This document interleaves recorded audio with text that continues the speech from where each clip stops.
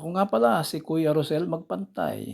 Kung ngayon ka lang nakapanood ng aking mga video, pwede bang pa-like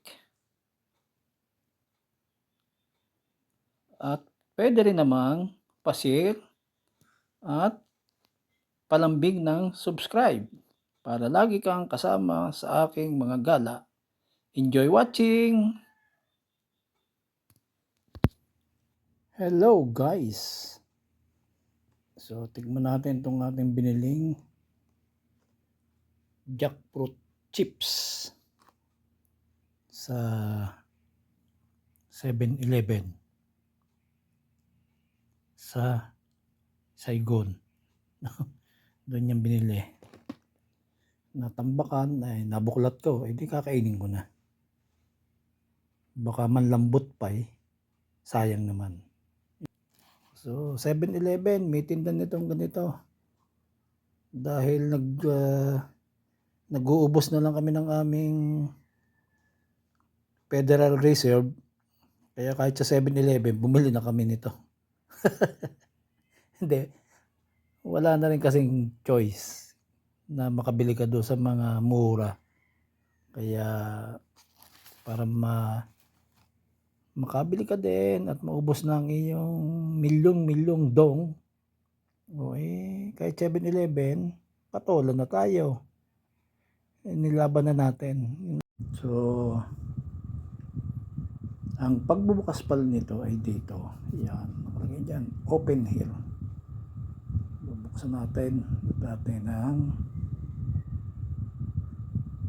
kakainin ito. So, ito pala yung parang may plastic na yung hihilahin para mabuksan. Pero mahirap buksan. Parang ayaw ipakain.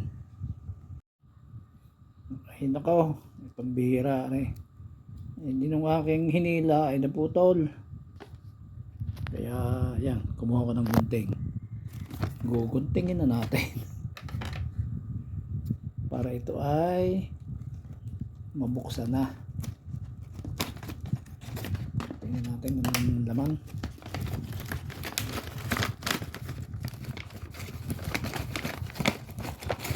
Oh, wala. Napakalutong malutong.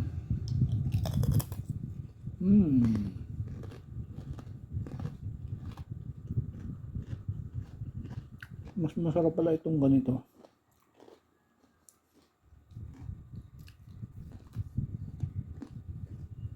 Kaya sa nakalipak.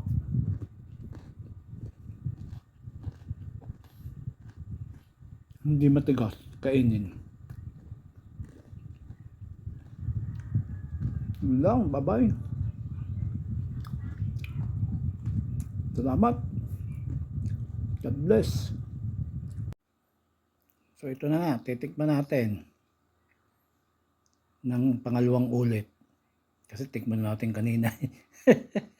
Ito mo, sarap to.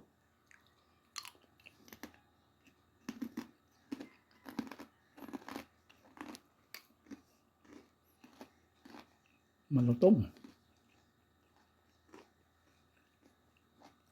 Bye-bye. Nalimutan ko. Ang presyo nga pala nito sa 7-Eleven, doon nung bilhin namin ay 65,000 Vietnam dong. Para mga ganon. More or less ay mga 150 pesos. Ito. 100 gram. So, mga mura pa rin kasi pag may tindang ganito sa online, binibenta nila ay 200 plus. Kaya kung pupunta ka ng Vietnam, bumili ka na ng marami nito. Tapos ibenta mo dito. Mag pre-order dapat muna para sigurado kang may market. Na, totoo nito, babay na talaga.